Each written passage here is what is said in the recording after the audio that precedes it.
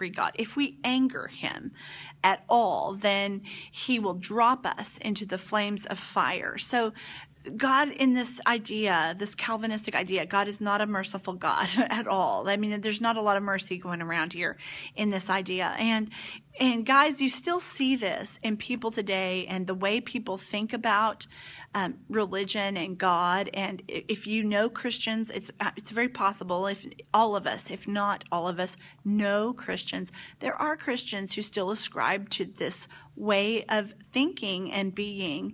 And again, this is not something that we say out of judgment. We say this because so we can understand one another and we can understand the writing and from whence it comes. I mean, if we read Sinners in the Hands of an Angry God today, if your minister came and presented Sinners in the Hands of an Angry God today, many people would be outraged. There would be some who would be like, yeah, amen, that's awesome. But many people would be like, that's not okay.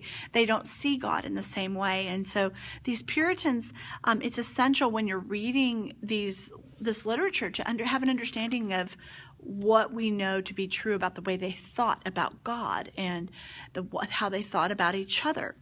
All right, so let's go back to the notes, and it says here, early Puritans in England and America were not. Okay, so here's what they're telling us. In England and America, the early Puritanists were not some of these, did not have some of the attributes that we have come to ascribe to the Puritans or the Puritanistic movement. So let's go ahead and look at that, because this is being fair. It says early Puritans in England and America were not long-faced reformers. What does that mean? What is a long-faced reformer? Well, we're talking, long-faced is a frown or a sad. I mean, if you are concerned constantly whether you are saved or damned, which we're going to talk about that here in just a minute, I mean, it's a sober way of existing. And these people were almost hypersensitive to whether or not they were saved, whether or not they were one of the elect. Let's go ahead and look at this again. They were not long-faced reformers originally. They were not necessarily teetotalers. What are teetotalers? Teetotalers are people who do not participate in drinking or dancing or any kind of amusement like that. And you, by the way, still see that in Christian circles. There are some camps that don't drink at all. That's teetotaler. That don't dance, that kind of frown on amusements of any sort because they believe that living in existence is a sober thing. All right, back to the notes. It says haters of arts and music. Originally, the Puritans weren't necessarily haters of art and music, but they have come to be known, and many of them adopted this idea that art and music was a frivolity, and that the most important thing is your soul and whether or not you're saved or damned. And so you see here how that could happen, where art and music would not be considered important or essential, and it would be considered a frivolity. So let's move on.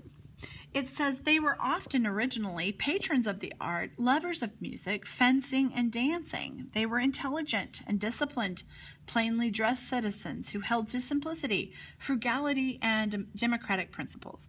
Well, what is frugality? What's frugality? What does that mean? I mean, frugality means that they watched what they spent. They were careful with what they had. They were good stewards with what they were given and what they earned. And so these are good things about the people and the Puritans that come to us today. There are a lot of people around us every day who believe in the value of a dollar, who believe in hard work, who believe in being disciplined people, that hard work pays off. All of these ideas stem from this movement, and this comes down and has influenced us, and we can relate somewhat to this. Some of us can relate to this. Let's go on. Now, what changed was under persecution of government leaders, society, and others, they were pushed into bitterness. Let me tell you something. It's amazing what bitterness can do. And when they were attacked and harassed, the people became bitter. And what this literature book is suggesting is that historically they take a turn and they become more strict, and they hold on tighter to their values and rein things in. And so now this movement is not seen as a movement of art lovers and music lovers necessarily, but what's remembered is what happened after the bitterness. And that's a life lesson if I've ever heard one. Remember, everything we do here is something that I think we should relate to our real lives. So when we talk about this, there are people that we know who have gone through a time of hardship, and they're never the same afterward. And in a sense, that's what it's saying here about the Puritans, is that after the immense persecution that they endured, they were never the same again. And they became more, they had a harder line towards certain issues. And sometimes we can do that too. When we're hurt or when we have been attacked, it's like part of the joy is not there anymore. And that's something that sometimes we all have to fight against, wouldn't you say? All right, going on, the next to last note here, the penultimate note says, what now seems as a movement toward conservatism, in other words, that's how we see it now, a threat against freedom of speech, art, and individualism, was at the time essentially a radical movement. So what this is trying to say is that originally the Puritan movement was not as strict, as legalistic as it has come to be known. But certainly, in retrospect, we see the fanaticism, we see the mindset, and what has in society and in history come to be known as something that's very restrictive and very legalistic. All right, so I give you a couple of examples of authors who were Puritanistic, whether or not they actually were writing in this time period. Anne Bradstreet and Cotton Mather. Both of those we cover in American Lit to Civil War, FYI. If you've had that class or if you're planning on having that class, we take a look at how these movements progress and develop, and it's much more in depth. So if you're interested in this topic, then I would suggest that you take that course as well. All right, well, a couple of things I want to say just in commentary about the Puritan movement, and some of the things you'll see reflected in literature and in people's lives today. These are just discussion points I want to talk to you about, and then you will write discussion based on questions that I give you in this lecture, based on the topics that we've discussed so far, some of the notes you've taken.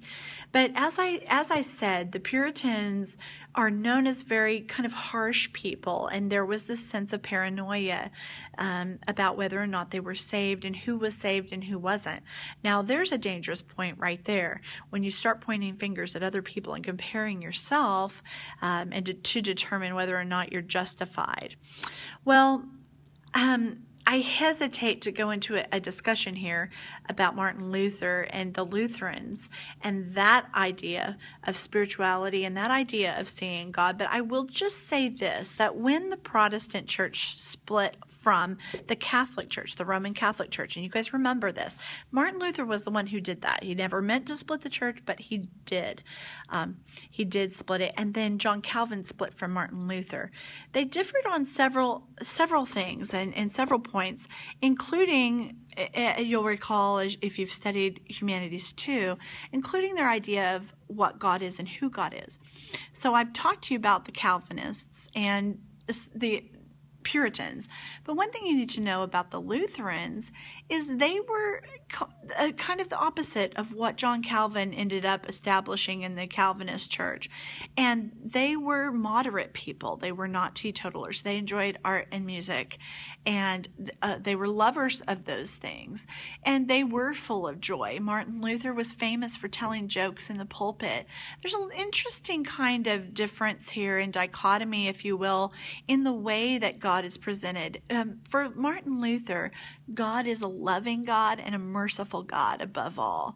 And I want you to counter that with God is an awesome God and sinners in the hands of an angry God. Two very different perspectives on Christianity. And whether or not you happen to be a person of faith or not, or whatever faith that you ascribe to, I believe that it's really important and valuable to think about these things because it helps us to understand people around us.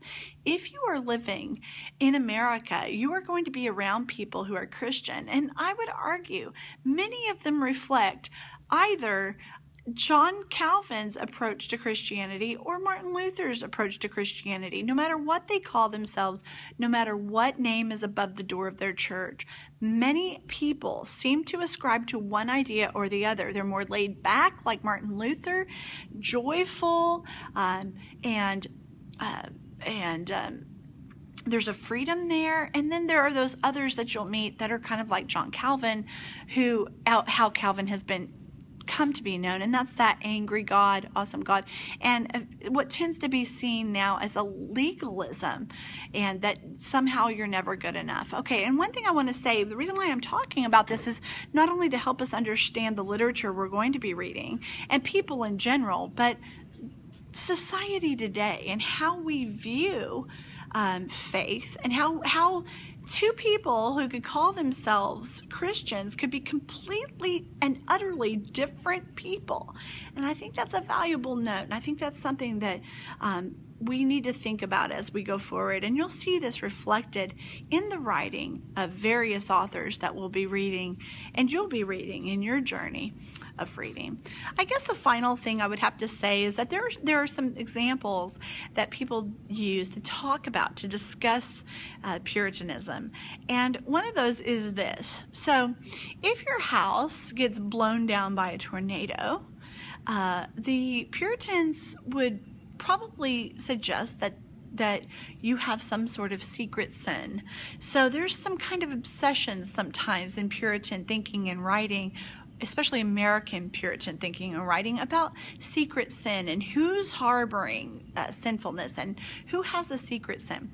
So the Puritans might say, if something bad happens to you, if your business fails, that somehow it's a judgment from God. So here's another word that you see a lot about too when you're dealing with Puritan authors and Puritan thinking, is this idea of judgment. That judgment, not only the judgment at the end of our lives, they would say, but also judgment here on earth. That things that are bad that happen to you happen because God has seen some kind of secret sin. And just as a little point of discussion, because I always want you to relate what we're talking about to real life. But there are people around us every day, wherever we go, who believe this, who believe that everything is a judgment and everything is God's punishment. And it's an interesting, maybe you're that way, and this is not me judging you. I'm just explaining where these ideas come from. And we can see this traced back to this kind of way of thinking, and it's a religious way of thinking, but some people just feel like they're always being punished. I had a student several semesters ago who talked about her neighbor, who said that she had a flat tire one day, and her neighbor came over and told her that God had punished her, and she had a flat tire. That blows my mind. I mean, that everything for them, and this is modern day, everybody. This just happened a couple of years ago when she told about this, but that this neighbor felt the need to come over and tell her she was being punished by God for her sins. And when she said that to me in a lit class, after a lit discussion, I said, that is absolutely ridiculous. That every single thing that happens, including a tire that goes flat, has to do with God's judgment against you. Well, maybe it just has to do with you ran over a nail or hit the curb the other day because you weren't paying attention. So anyway, no matter how you feel about this subject, listen, I'm not trying to upset anybody. I'm just causing people to think and remember everything that is said and discussed in this class and everything in these movements is basically to help us understand literature and understand one another. Why do you think this class is counted as a humanities credit? Because it helps us understand our culture. And people don't just wake up one day and go, I have a nail in my tire, it's God's punishment. These ideas have been generated. They come down to us over centuries now, come down to us. And it's kind of interesting to think about the genesis of how we believe and how we think. All right, well, hey, we covered point one. Well, technically pre-Puritanism and Puritanism. So right now, hopefully you've made some notes here and you're ready to go to the discussion board and answer some questions. All right, good luck.